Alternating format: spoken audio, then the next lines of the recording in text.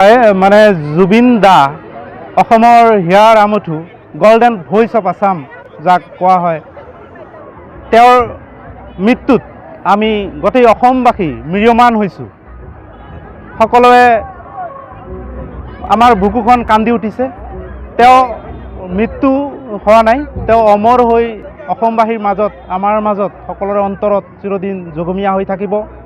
তেখেতক আমি কেৱল শ্ৰদ্ধাঞ্জলিয়েই নজনাম, তেখেতৰ যিখিনি ভাল কাম, ভাল কাৰ্যসূচী, তেখেতৰ যিখিনি উদাৰতা, সেই উদাৰতাখিনি আৰু মানৱীয়তা, তেখেতৰ যি সৰ্বধৰ্ম সমানত্ব, এই শব্দটোক আমি সৰগতি কৰি আমি আগবাঢ়ি যাম বুলি কামনা কৰি তেখেতৰ আমি আমাৰ অন্তঃস্থলীৰ পৰা শ্ৰদ্ধা জ্ঞাপন কৰিছোঁ।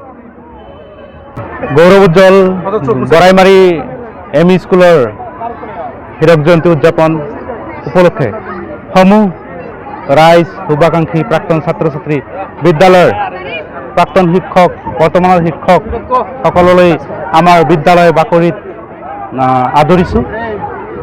1959 চনতে স্থাপন কৰা বিদ্যালয়খন আজি হীৰক জয়ন্তীৰ গৰকিছে। এই পবিত্ৰ মুহূৰ্তত আমি 4দিনীয়া কাৰ্যসূচীৰে বিভিন্ন কাৰ্যসূচী ৰূপায়ণ কৰিবলৈ লৈছোঁ। আমাৰ আজি পতাকা উত্তোলন হৈ গ'ল। পতাকা উত্তোলনৰ পিছতেই আমাৰ হিয়াৰ আমঠু জুবিন গাৰ্গৰ শ্ৰদ্ধাঞ্জলি অনুষ্ঠানৰ পিছত শ্বহীদ তৰ্পণ, বৃক্ষৰোপণ কাৰ্যসূচীৰ পিছতেই আমাৰ ল'ৰা ছোৱালীৰ মাজত বিভিন্ন খেল ধেমালিসমূহ অনুষ্ঠিত হ'ব।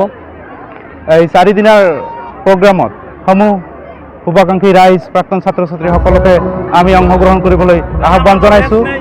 28 তাৰিখ ৰাতিপুৱা 8 বজাতেই মাৰাথান দৌৰ অসম ভিত্তিত অনুষ্ঠিত কৰিবলৈ লোৱা হৈছে। গতিকে অসমৰ বিভিন্ন প্ৰান্তৰ পৰা যিসকল দৌৰবিদে অংশগ্ৰহণ কৰিব বিচাৰে তেওঁলোক আমাৰ বিদ্যালয় বাকৰিত 28 তাৰিখ সমবেত হ'ব পাৰে। আৰু আমাৰ ইতিমধ্যে মাৰাথান দৌৰৰ কাৰণে পুৰস্কাৰৰ ব্যৱস্থা কৰা হৈছে। 5,000, 3,000 আৰু 2,000 টকা প্ৰাইজ মানি হিচাপে আগবঢ়োৱা হ'ব। ইয়াৰ পিছতেই সাহিত্য বিভাগৰ বিভিন্ন কাৰ্যসূচীৰ লগতে আমাৰ নপুৰণি ছাত্ৰ ছাত্ৰীৰ সন্মিলন আৰু আমাৰ আলোচনা চক্ৰ আছে।